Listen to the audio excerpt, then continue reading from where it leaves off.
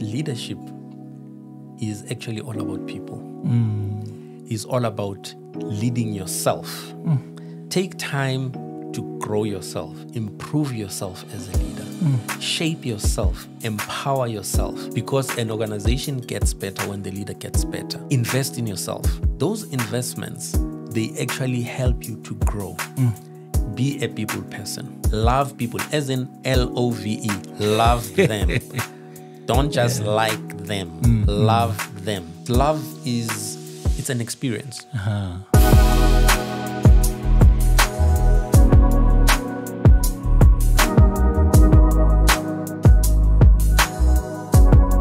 Ladies and gentlemen, welcome to another episode of Organizational Behavior with Siphiwe Moyo. I'm your host, Siphiwe Moyo. That's how I love my name. Welcome, man. It's been a while. I haven't seen you guys in a while. So we're going to have an interesting episode today with my brother, Caskey Ndaba, who's the executive head of channel and distribution from Momentum Africa, a brother that I've known for more than 20 years, I think. That's correct. Yeah, an incredible leader. So we're going to have conversations about leadership.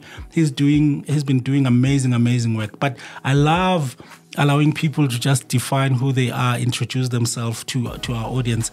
And Caskey, maybe give us a brief overview of your career journey and what led you to your current role. I hope you are well, first of all. Thank you so much, Siphiwe. It's an honor and a privilege to be here, and I'm actually quite excited about today and to get to spend time with your viewers, your listeners, depending on how they connect. And my full name's Caskey Ndaba. Yeah, don't forget the Vusumuzi part. It is actually quite very important. It's a very important one. Yes, yeah. No, I must say that if ever just to give you a little bit of a feel, sure, is that I was born and bred in Soweto, which is a township in Johannesburg, South Africa, and from a family of 7, being the only boy and the last born. So just surrounded by girls, and one had to really. And you know how in the black communities, how we actually get to be given responsibilities as men, to say that you've got the responsibility to lead and to do those type of things. So I've been leading, being the youngest, for a very long time. And in that whole situation, you know, being born in a poor background, where at home my mom was actually she was a cleaner. She was actually cleaning. My dad was a driver. For those that still remember the good old days where they used to be in Datsun, you know. So he worked for Datsun, and he drove new cars from Joburg to Durban, and you know, those big trucks and things like that. And then also, for me, I saw the drive that my parents actually had in making sure that they can make sure that with the little that they had, that they can guide, guard, and govern and provide for a family as large as us that we actually had. And then they made it happen. As things stand right now, I must tell you that all of us have actually been set up for success in having to have grown and having to have been empowered so that we can be in a position of really becoming people that add value in the society and in our own careers, and really adding value in our own families also.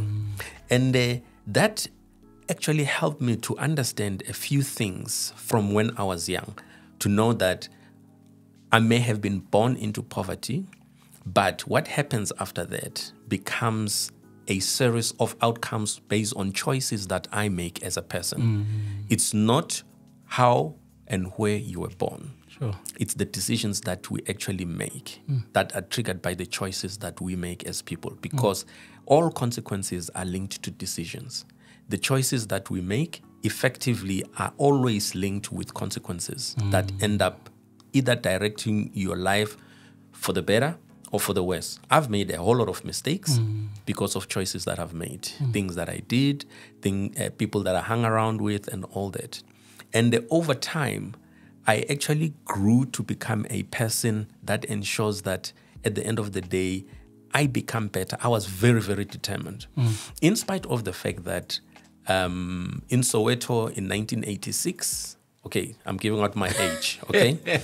I'm giving out my age. I'm turning 55, so that for those people that are like trying to figure out and working it out and whatever, I'm 55 this year. You want to make it easy for them. Yeah, let them stop calculating and focus. Okay. Yeah. So in 1986, there were riots. In 84, 85, and there were riots in Soweto, and now we couldn't go to school.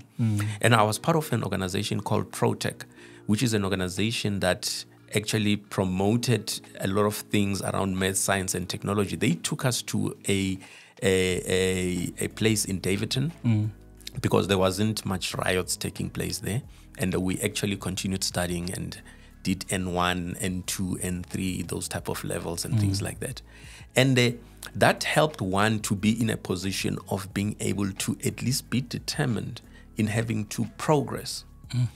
Then after that, I went into joining a company called Siemens, and Siemens Telecoms. It's a German company that was based in Braamfontein. They are now based in Midrand, And I did an apprenticeship there, which helped me to get to understand how to work with my hands and apply my mind.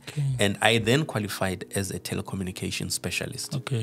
Cut a long story short, then joined another company, Philips Telecoms also. So I stayed in the telecom space. Then it was Spacecom. And then in year 2000, that's when I actually bridged into financial services. That's when I joined African Life, which was later bought by Sanlam, now called Sanlam Sky. And I must say, in all those times, I got to a position of really understanding and getting a lot of interest in the issue of leadership.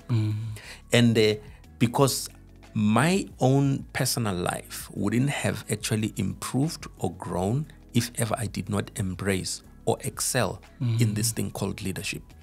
I've seen leaders, I've seen people that have done well and that have been very, very bad leaders, people that have actually done things and created environments that were, environments where you don't know, must I breathe, must I walk, must I do whatever, and others who made you believe that you can fly. The team at the Organizational Behavior Institute is putting together this incredible conference called Building Better Workplaces. So this conference is going to happen on the 19th and 20th of February 2025. So I wanted to tell you all about it because I'm part of the team that is curating this conference. This inaugural conference is designed to bring together senior business leaders, HR practitioners and organizational behavior specialists to explore and address the most pressing challenges and opportunities facing the modern workplace. So let me give you an idea of some of the topic we're going to be discussing.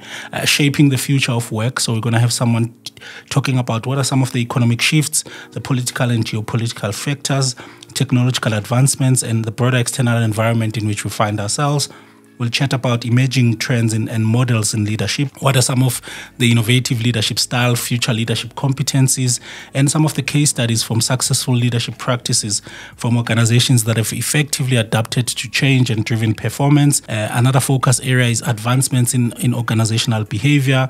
So we'll chat about some of the topics that are very interesting in the organizational behavior space: psychological safety, employee engagement, job crafting, which is a field we talk about a lot in the podcast, organizational cultural transformation. We'll chat about enhancing performance and well-being, that idea that well-being and performance are not mutually exclusive. So we'll have people talking about performance and productivity, deviant behaviors, which we've spoken about in the podcast. We'll chat about psychological empowerment, how to get the best out of people using the concept of psychological empowerment. And we'll chat about workplace friendships and motivation. So it's a really, really amazing, comprehensive conference. We're actually panicking that we're going to be oversubscribed very soon. So please look out for it. Some of the confirmed speakers that we're going to be having is some dude called Spiwe Moyo.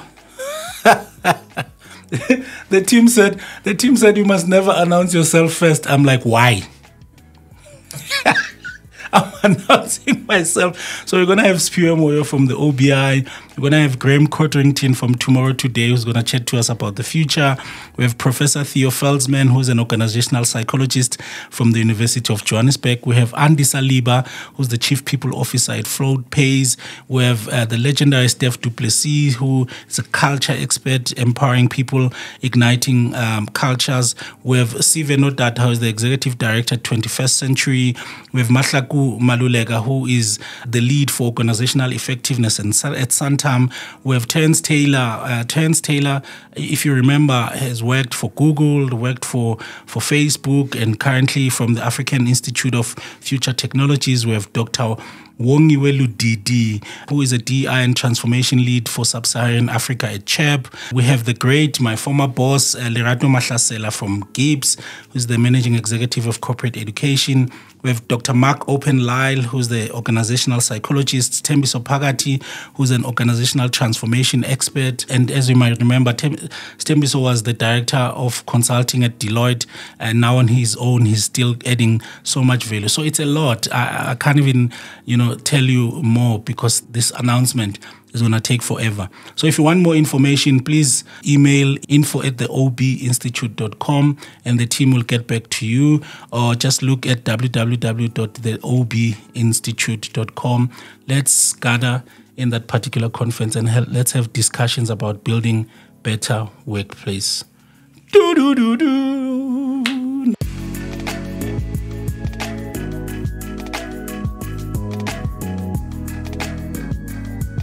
Many people, when they hear stories like yours, that, it's really against all odds. You're born in Soweto, 86, there are riots, and you've now made it to become the executive that you are. And when we talk about decisions, many people always push back and say, we love talking about these stories because of privilege. You are now doing better. And instead of connecting us with people that has helped you, you keep giving us advice. What would be your response to that pushback that says, stop motivating us, guys, you are lying. It's not your decisions that got you here, it's someone. There's some truth in that.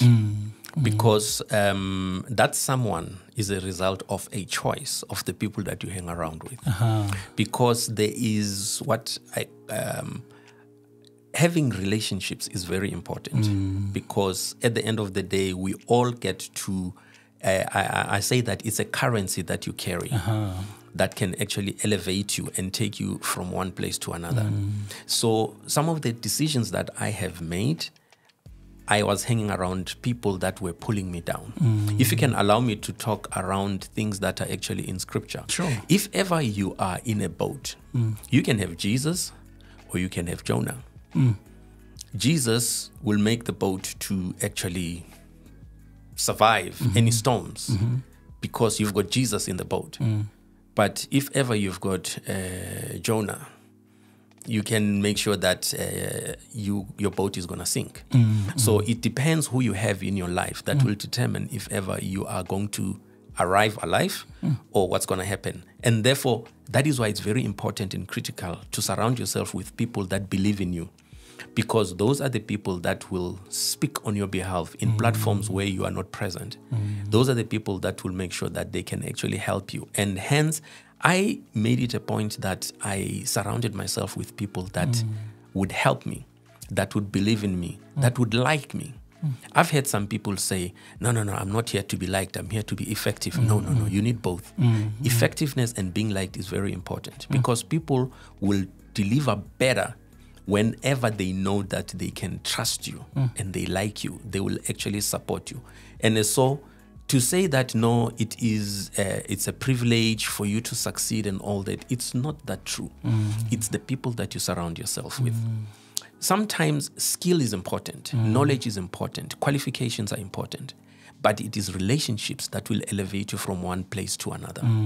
And something that I was reflecting the other time. Do you know that I only got my official matric certificate only 8 years ago? Wow.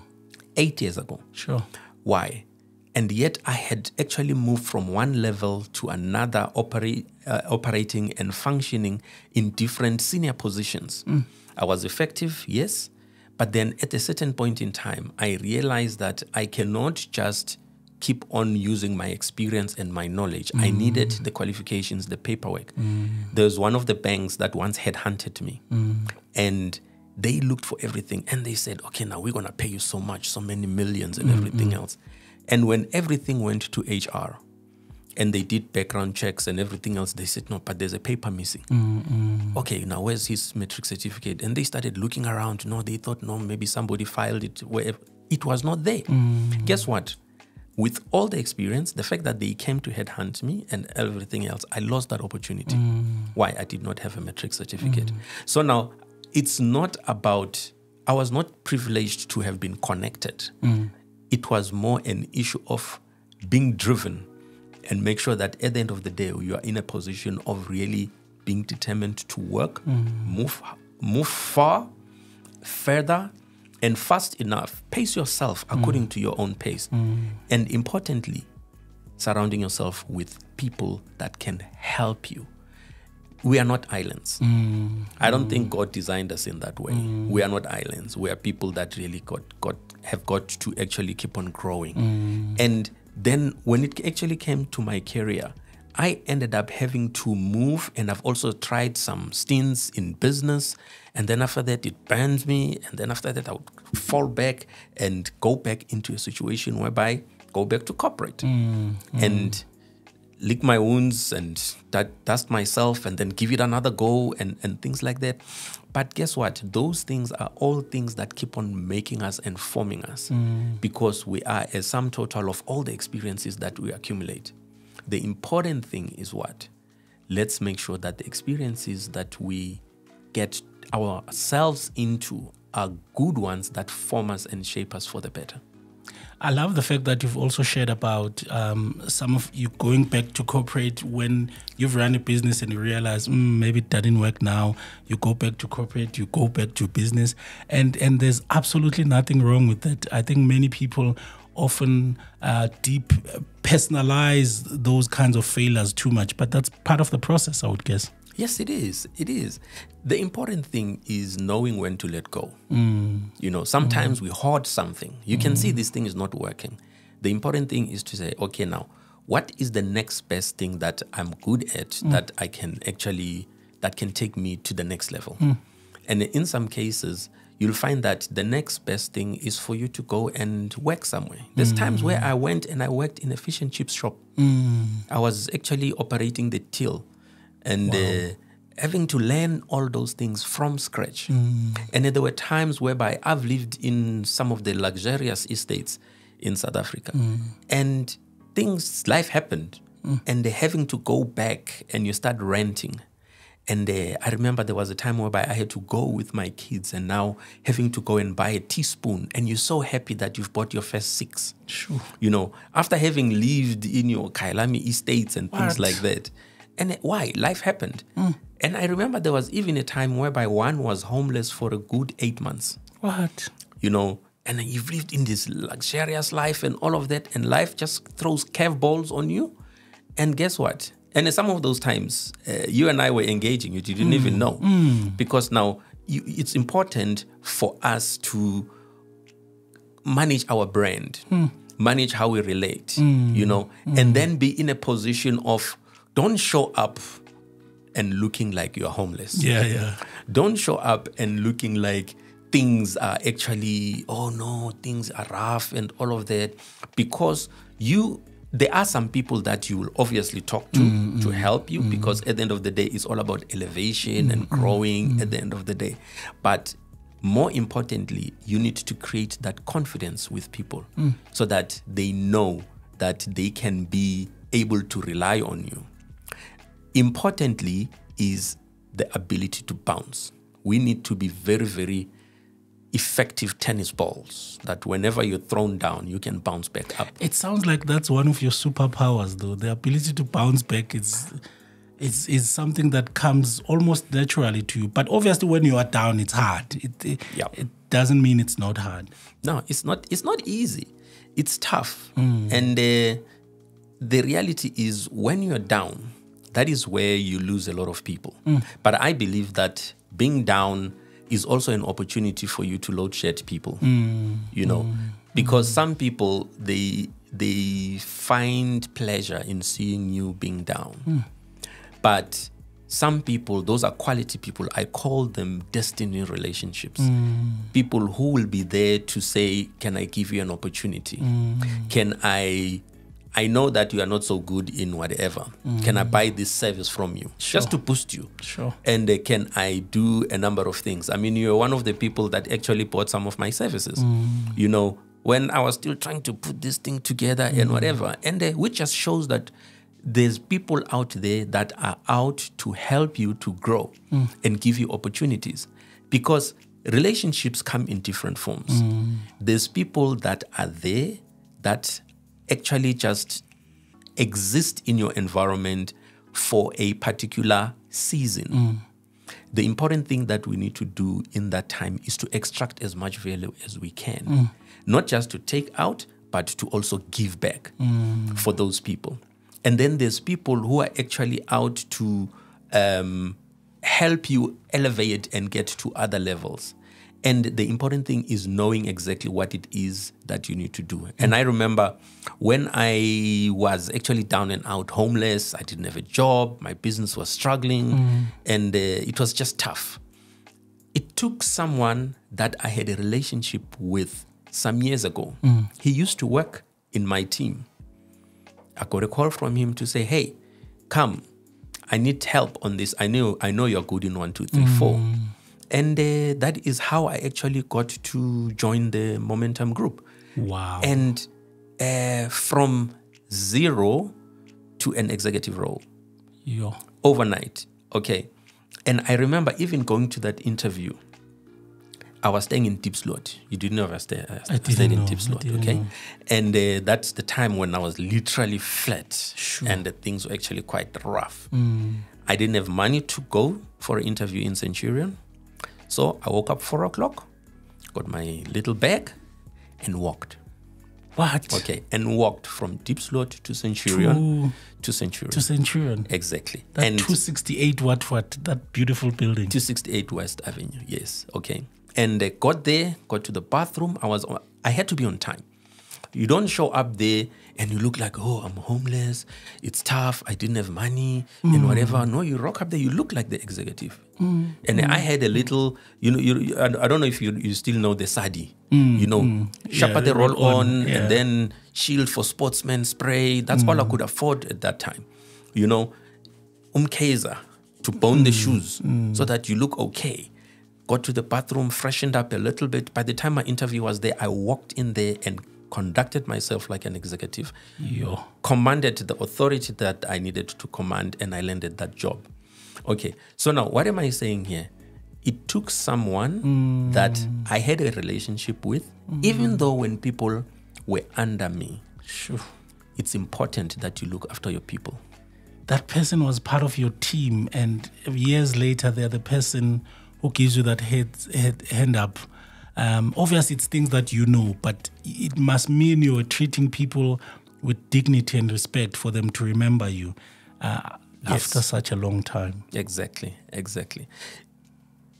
That is why it's important as leaders that we look after our people. Not because we are investing and it's insurance for you in case something happens in the future. No, it's just how life is supposed to be. We need to treat people with dignity. No one wakes up in the morning and say, I'm going to work, I'm going to stuff up. No, they come and they give it their best shot. But the important thing as a leader is to make sure that you prepare the people. You prepare them, close the weaknesses by either empowering them or putting someone else who'll cover that weakness, and everything revolves around you as a leader at the end of the day. So when people are struggling to meet what they are supposed to actually meet, it's important that we understand exactly what it is, because business is a business of people. So we're going to make a segue to speaking about leadership, which is our topic for today. But before we do that, just that period, you're staying in Diepsloot and you're going, you don't have money for an interview at that particular time. Obviously, those of us who are around you, and it's not about feeling guilty, but it's about, you then wonder, what is the environment that personally we have created as those around you to say you couldn't pick up the phone and say help? Is there anything that the friends and the other people around you could have done a little bit better, so that if there's someone who's watching, for you to reach out, or at that particular time, your only goal is to make sure that you get there? Anything else is not that important? Yes, it's very important. I've reached out to a number of people, and that is why I've got this thing that I've ended up adopting to say, don't hate, classify. There's people you know that they are there to get something out of you. You'll never get anything out of them. Why? Because you've tried, then you know, okay, now you see this one. It's a good relationship, good friend. We're all good. We can joke, we can do everything else, but don't ask for anything. So instead of souring things, and then whenever you ask, you don't get anything, an immature way of doing that, instead of hating and say, I don't want to talk to this person again. You know, this one, good. The purpose of them being in my life is for jokes, fun, chill. That's it. Okay. And then there are people that I have reached out to. And some did raise their hands. But it gets to a stage whereby I remember when we were struggling and living from friend to friend's house, you know, people will welcome you, stay with you for like a week or two. After a while, you feel, I kind of overstayed my welcome. So I'm one person, I don't have pride. I'm not shy to reach out and ask and say, hey, you know what, I need $50. It's just that the thing, people thought, this one is joking. Caskey, asking for $50. And then he sent me a please call me also. What's wrong? Is he testing me or whatever? But guess what? That was the reality. Pride won't take you anywhere. And that's one thing that I don't have. When there's a need to ask, I ask. And you know what? I'm blessed with having people that really helped and supported. And that is why even now, when someone asks for something, even if I feel like, this one is using me, I'm like, I'd rather be used and help someone than go and get a Burger King. You know, for me, sometimes it's not the fact that the person may be using you. They may really, at that time, maybe they used you a couple of times, but at that time, they may really be desperate. How are you going to know? So I'll rather err on the side of safety. Kind of feel like, okay, I'm being used, but it's okay. And obviously, you look at things and you listen to your spirit. You'll know when something is actually off and all that. We rise and we fall because of the people that are around us. Oof. That one, edit. After edit, we're going to put a poo there. We rise and fall. What did you say? Based on the people that are around us. That's amazing. And I think that's a really nice segue then to chat about some of your key influences. What were you reading? Who were your mentors? What were your experiences that have shaped the quality leader that is sitting in front of me today? And as you were growing up, what are some of the things that shaped those thoughts and decisions and the philosophies that you're having? Yeah, I would say that I'm still in the shaping process. I'm still in the cooking process, work in progress. And I don't think that I have arrived. I'm learning every day. The important thing is that I'm very inquisitive. That's the first thing. I ask questions. And I read. I read anything. When I go somewhere and I will open that Sawubona magazine when I'm in the plane, or I would actually go and listen to podcasts, especially people that I don't know about. And I would listen to podcasts. I would actually read. I would get books. Sometimes it's books that I don't know. I mean, I was at a function on, was it Wednesday? Yes, on Wednesday. And some guy came and then he was actually selling some, he had written a book. And the first few minutes of him talking about something, I was like, wow. I would like to know what's in that book. And I bought the book and I've been reading it. So it goes back into reading, being inquisitive. I read a lot. And also the other thing is having to connect with people, ask questions. And that is why I don't do this thing of saying, please, Spiwe, be my mentor. No. I would rather say, Spiwe, can we have coffee? And then 30 minutes of coffee, but when I get there, believe me, I've got my list of questions. Just top 3. Yeah. Because sometimes when we meet greatness, we want to impress greatness. You get there, you are the one that is busy talking. No. You need the information. You need the know-how of what are people actually what brought them where they are. You know, I talk to, one of my people, I regard him as a mentor, even though he doesn't know, but I meet with him 2 or 3 times a year. Okay, Peter Chigubo, and I call him with his vendor name Mabungu. He's the CEO of Metropolitan. Okay, and we meet, when I go and I meet with him, I prepare. I make sure that I've got questions. I get there, I ask questions, and I take notes. Sure. You know, why? I'm empowering myself. He's at the level that I'm aspiring to be at. And therefore, I can't go there. And I've got good stats to tell him what I've achieved. But right now, whenever I'm afforded an opportunity to connect with him, and it's for me to suck information, ask, so that I can be empowered. Ask questions, being inquisitive. That's what has actually helped me in that way. That's such a great approach, because as you say, sometimes people do want to give us their time, but they are so busy. But how we use that time will determine whether they'll meet us next time. Yes. Right? If you go there and want to try and impress, this person has done it all. Instead, be a sponge and learn. That's amazing. Yes. And also the other one is this thing of calling people mentors. It's intimidating. Yes. So when you say, please be my mentor, I'm like, oh, crap. Yo, that is so rough. It sounds permanent. Yo. It sounds permanent. And you're thinking, hey, will I have time for this and whatever? Stop the issue of asking. Just do it. Ask for coffee. Make that. Even if it's not coffee face-to-face, that Teams connection. But then when you get there and use it, and don't overstay your welcome. You know, and that's what I do. Whenever I've asked for your time, I'll make sure that I finish 7 minutes before. As in done. Wow. Blessed are the short-winded. They shall be invited back. Yeah, that's so true. All right. I want to segue to the concept of leadership. I think you've coined this concept. I don't know whether you've coined it or you read about it or whatever, but when we think about you, we think about leadership elevation. I think you've discussed leadership elevation in the past. How did you first come to develop this concept, or come in contact with this concept? What is the driving force behind it? What does it mean?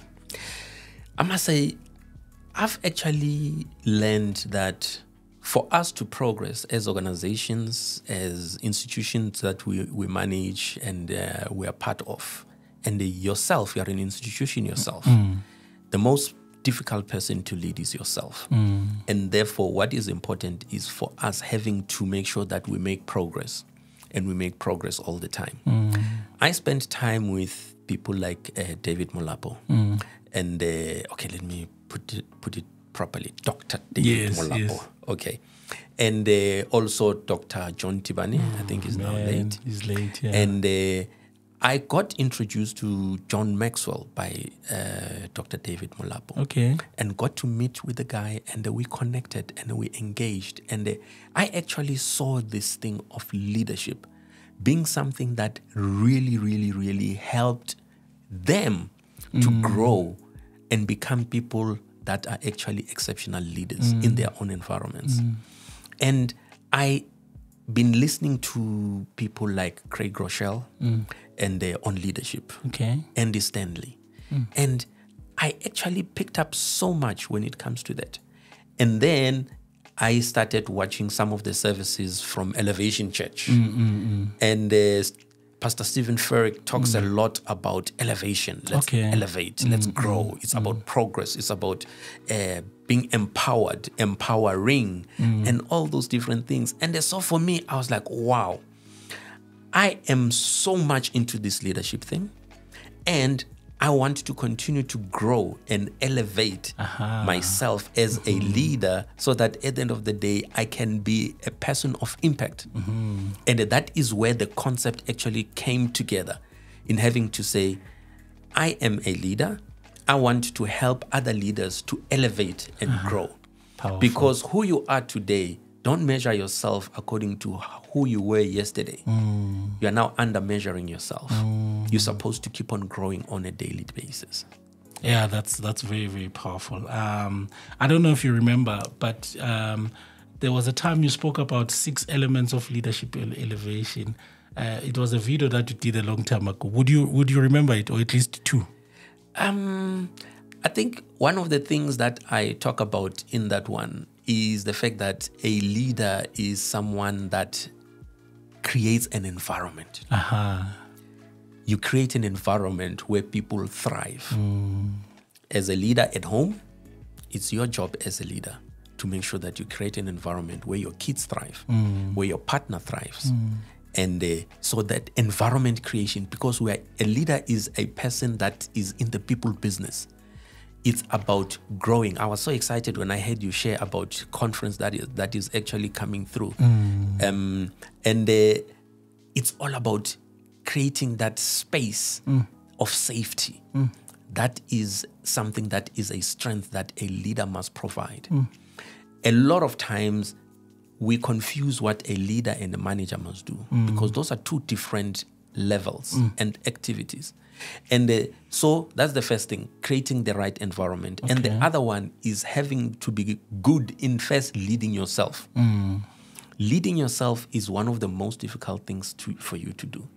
Because when you lead yourself, you are demonstrating to yourself that where you are taking yourself to, firstly, there is a destination. You're not just going, okay? And when you are leading yourself, it means that you are trying to achieve something. You are trying to be at a certain level.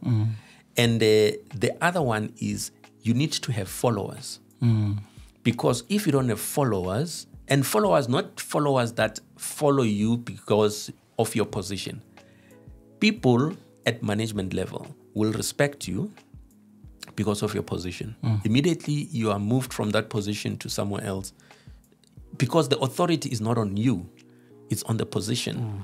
And therefore people respect the position, and because you are the one plugged into it, you are actually then taking advantage of that. So positions as managers are borrowed assets. You are loaned, okay? It's given to you for that particular period. Now, as a leader, you are supposed to have followers. Followers are people that follow you willingly. They want to do it. Why? Because they believe in you. They believe that you carry the ability to create that environment, that atmosphere that will grow them. Because sometimes they're like, I will do it for Caskey. I will do it for Caskey, you know. And there are times whereby you'll find that things are actually quite rough. And someone just comes through for you. Sure. You know, because there is something that I actually even put, if you can just allow me to check my status. Sure. I actually put it on my status for this morning. And I said, you are as powerful as those that have chosen to stand with you. Okay? And I actually then said something else to say, if you have to use money to buy everything in your life, wisdom is not at work in your life. There are many things that you can purchase in life that are paid for by relationships.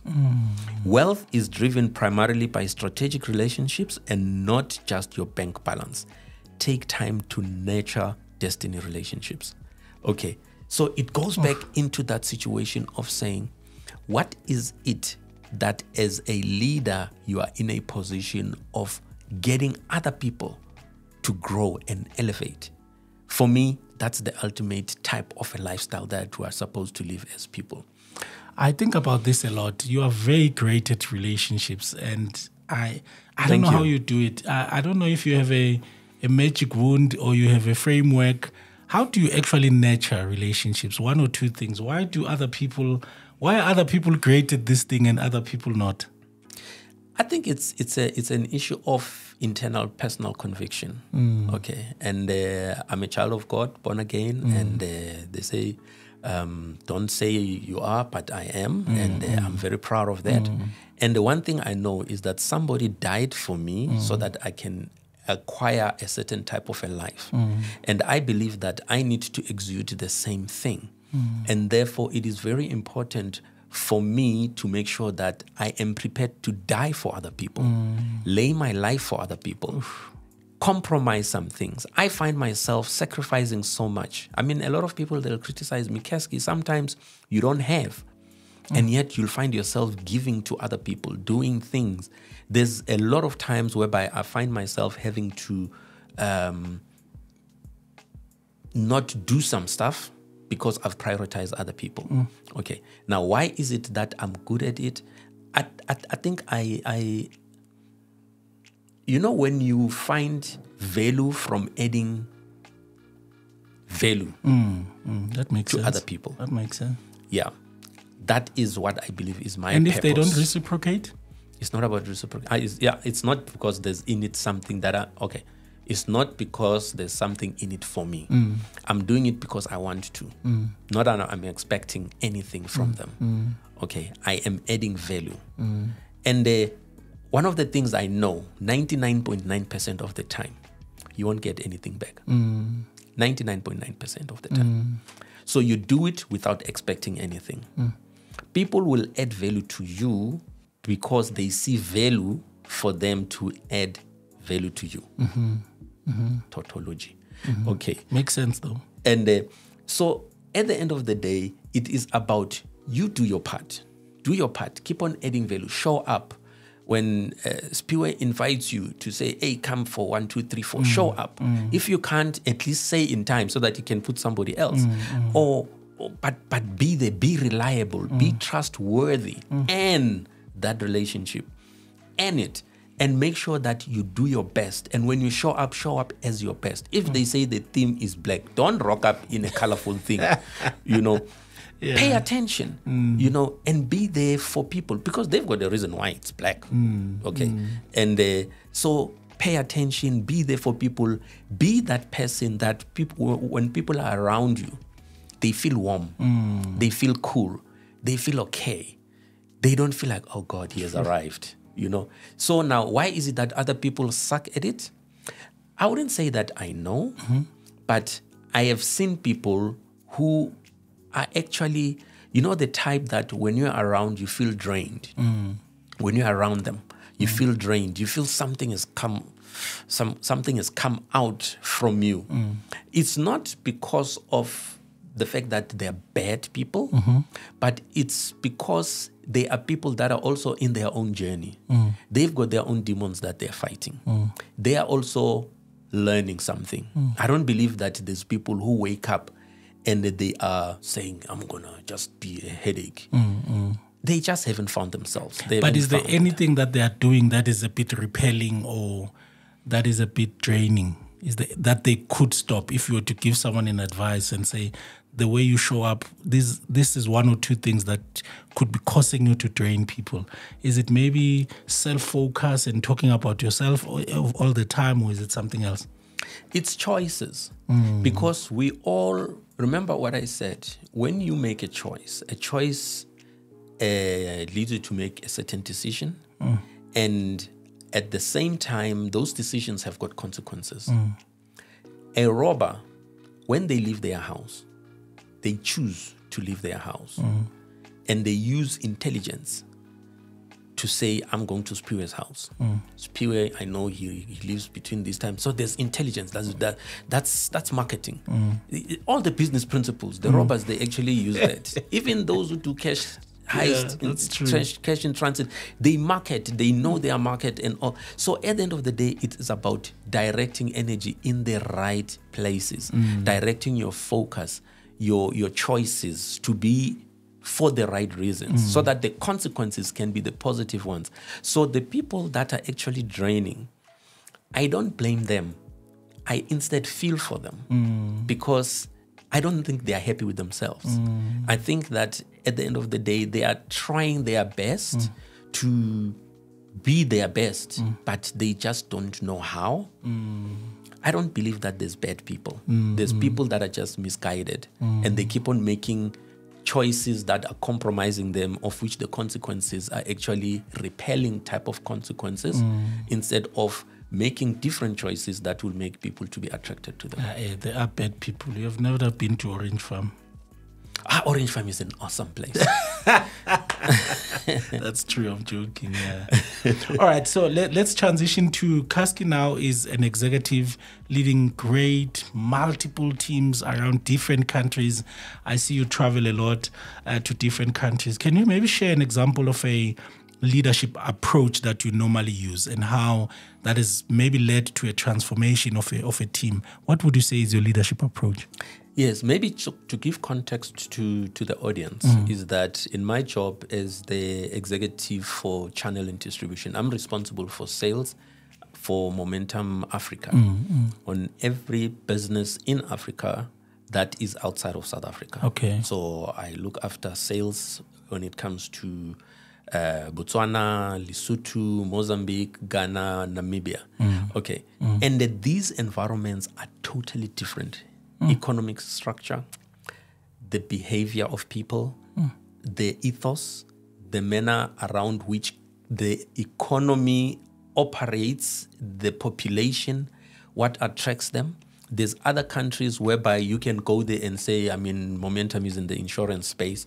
Some people, the funeral plan just doesn't fly because you die today, they pay you tomorrow at the backyard. You know, so for them, it's not a big deal. So you can't go there with the one-size-fits-all structure. So now, what I actually do in managing these teams is to make sure that I understand first. So as a leader, seek first to understand. That's what Steve Covey said. Seek first to understand before you're understood. So understand the different environments. When I started in this role, I traveled throughout the countries. I went to every little corner, not even as in like technically, but most of the branches to understand the different things. I went to Tamale in Ghana. I went to Rundu in Namibia. I went to the north. I went to the coast. I went in having to make sure that I remember when I went to Maun in Botswana. The different things that people believe in, the work ethics, they are not the same. Now the issue is having to first, because you understand what people find to be things that will get them to get up and go and work and give it their best shot. Then you can position your management style so that people would actually first, they want to feel heard, seen, appreciated. And I remember I was doing a project in Dubai with a company called Orange, Orange Telecoms. There, if ever you use incentives to incentivize a call center agent, and you say, okay, now we'll give you $300 for making so many calls and whatever. This guy rocks up in a Ferrari to come to work. So for them... It won't work. No, it won't. Yeah. It doesn't do anything, you know. But an incentive for them is a corner office, sea view, my own office, it's status.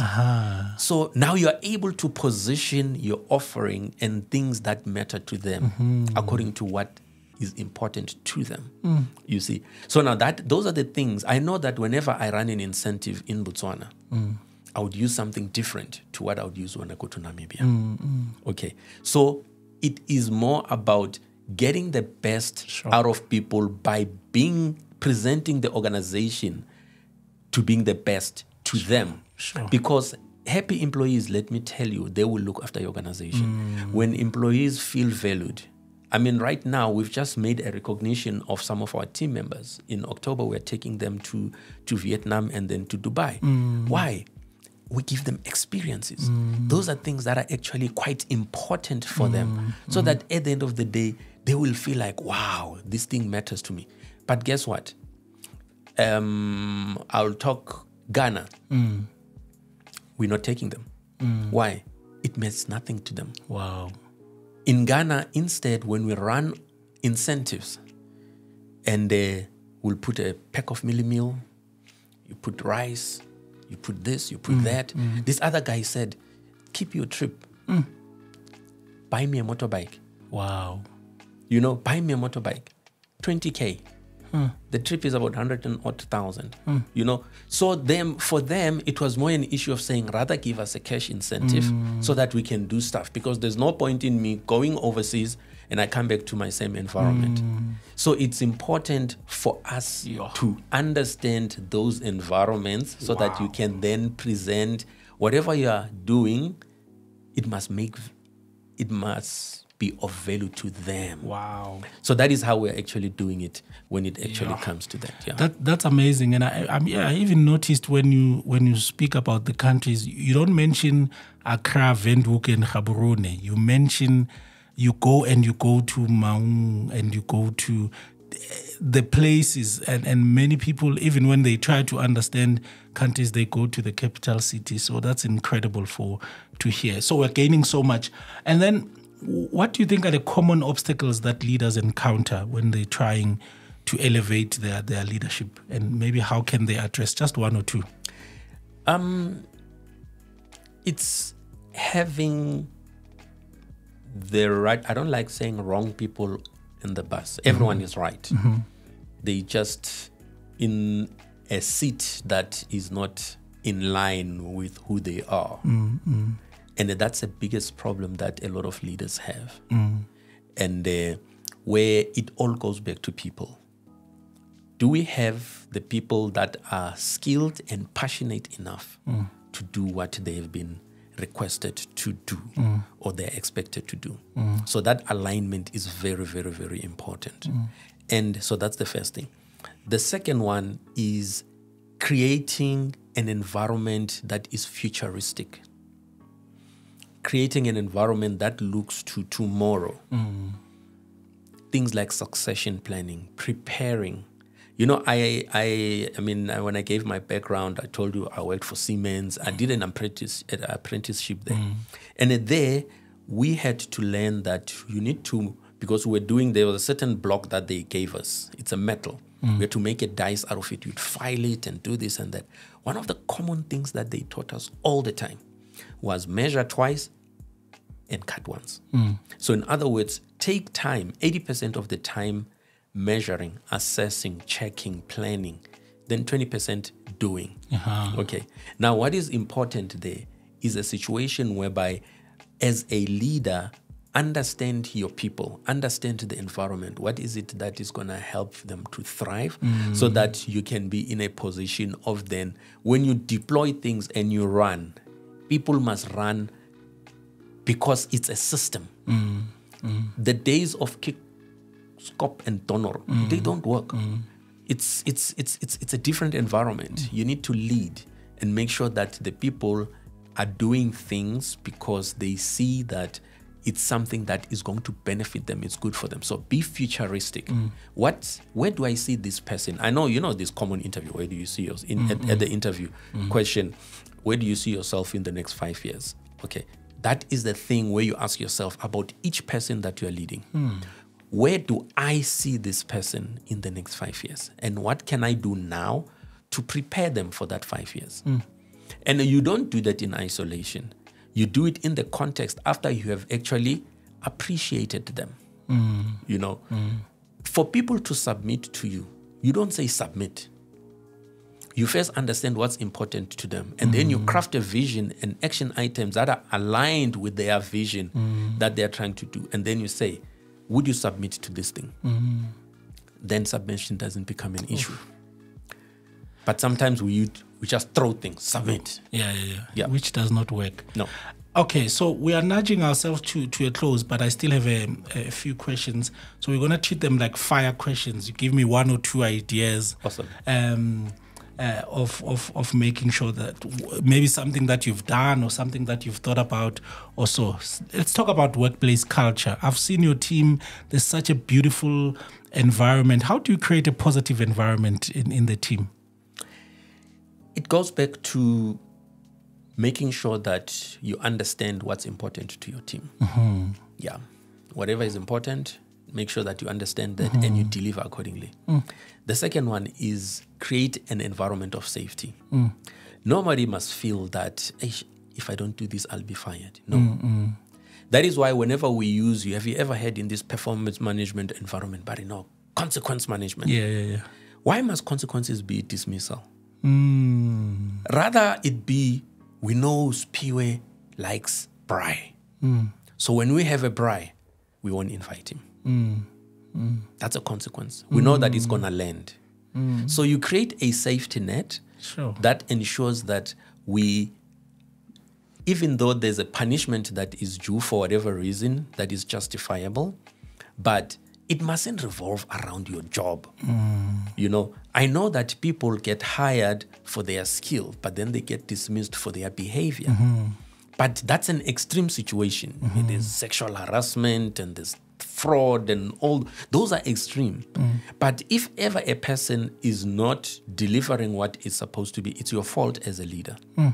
Because you're supposed to make sure that you prepare them, you grow them, and you support them. But have you ever had a star performer who just fails to get along with the other people? So he's not a team player, and how have you dealt with that? Yes, lots of them, lots of times. Okay, where a star performer, some star performers, they become big-headed, you know, because they are star performers and they earn 3 times everyone in the room and that type of stuff. And they become very big-headed. Now, it's an issue of making sure that you firstly help them manage the team dynamic issues. In some cases is having to manage the contact they make with other people in such a way that you reward them. Maybe if ever you're attaching an incentive or something like that, you say that these people will actually determine 20% of your incentive. We know you like money. 100,000 is due to you, but 20K of it is dependent on what the people say about you. So be nice to them, you know, and so give them nice experiences, you know. And then in that situation, because money is important to that person, they find it necessary that something what is important to them is actually going to help them achieve it by being nice to other people. So you find that a lot. So it's all about managing how you get them to be who you want them to be. It's not easy because they also threaten you because they know they are the top producers. If they leave, your production just goes, you know, and they take advantage of that. So it's important that you kind of create that balance. I see the common thread throughout this chat is about knowing your team individually. Yes. And if you can know what inspires a person individually, you will get the best out of them. Yes. I think that's the common theme, and that's one of the greatest advices that I'm getting.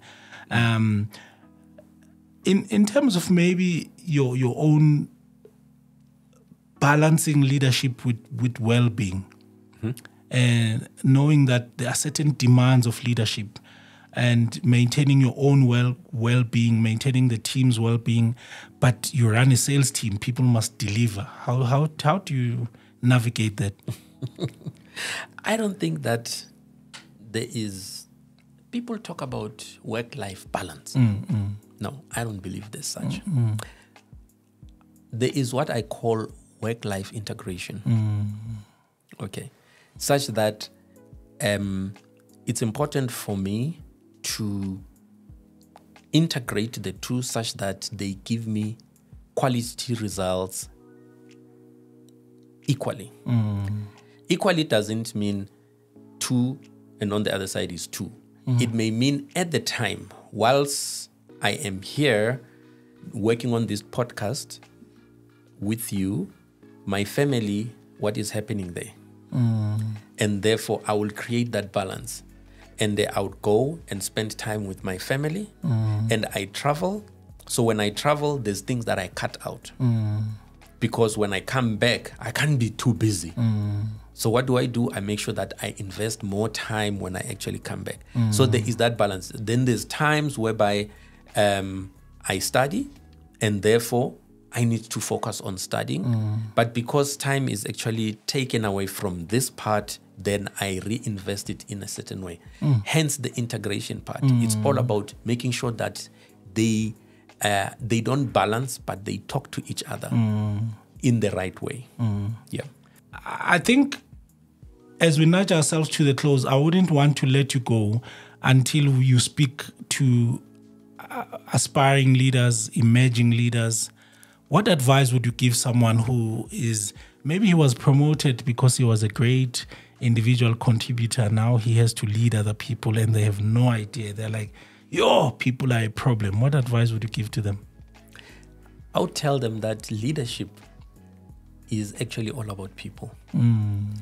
Leadership is all about leading yourself.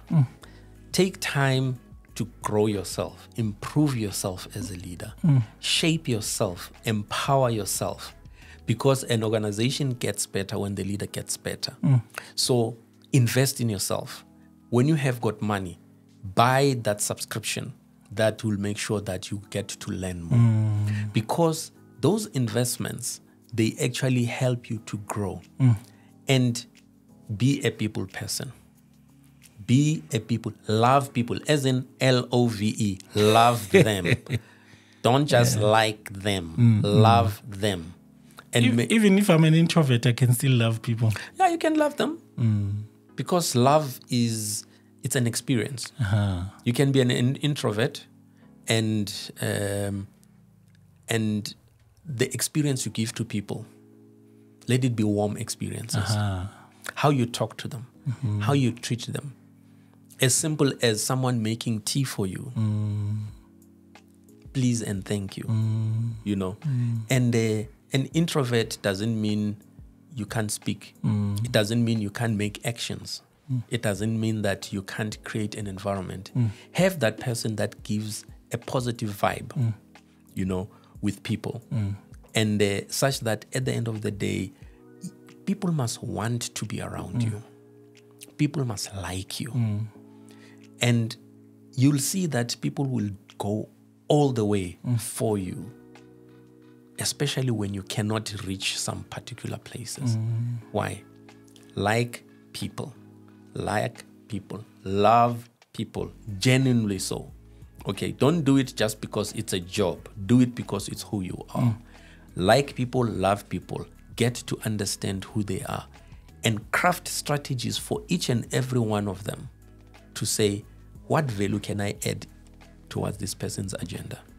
So good. I think just before we started recording, you were having a conversation, and we don't have to mention where or at what part of your leadership journey you experienced this. But you said, I think in your journey, you once dealt with people who are they're in your team, they're very nice, they're good people.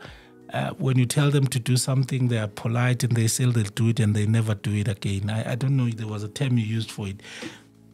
How do you deal with people who are like that? They are not aggressive, but at the end of the day, they are not doing what you want them to do. Yeah, that's a tough one. Yeah, because someone will agree with you.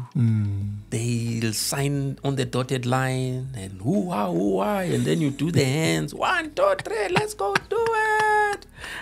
And then when they're in the bathroom, they're like talking to each other. Hey, that was such a stupid decision. And you're like, hey, man, we thought we were like that. So those type of people are people that you just need to find a way of understanding what's important to them. Okay?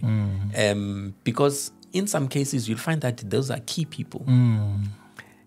People do things for themselves a lot of times. So if ever you're going to try and push your agenda, don't push your agenda and let anything be or everything to be about you. No. Let it be about them.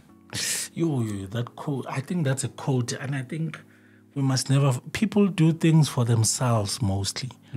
And if you find someone's why, you lean towards that a little bit more, because we tend to think people are here for us. No. They're not there for you. That is why, you remember when we spoke about reciprocation, no, they're not there for you. So don't expect it. Be there for them. Be there for them. Let them find value. What do they say?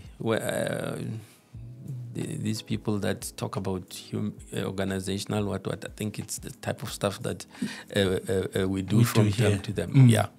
Is people resign. They don't resign from organization. They resign from managers. From managers. Why? Because of the experiences that managers give them.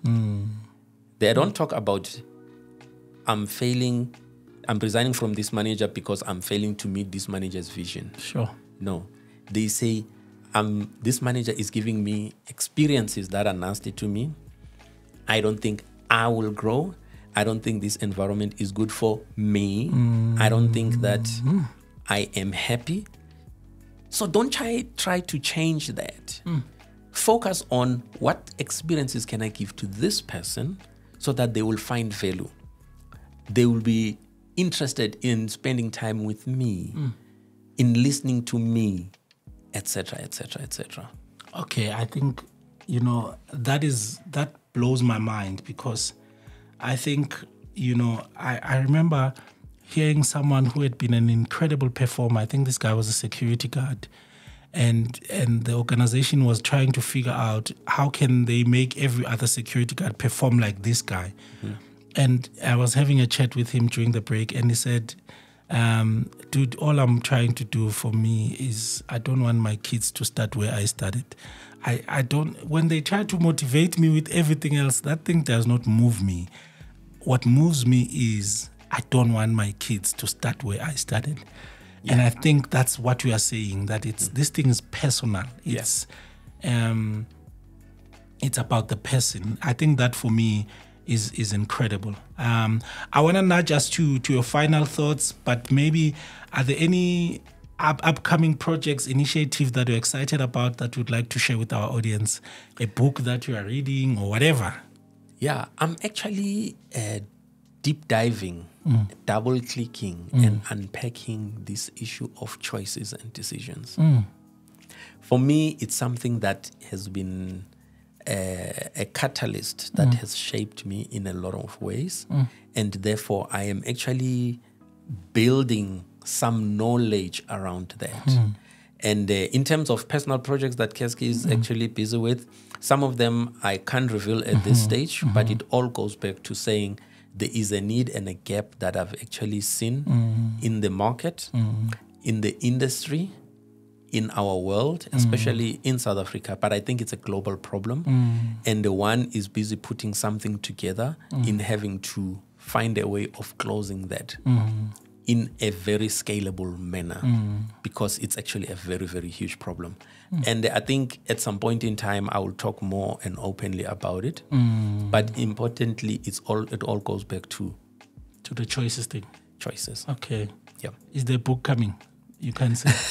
Spiwa, you always tell me about this book thing. So many people are telling me about books and books and books and books.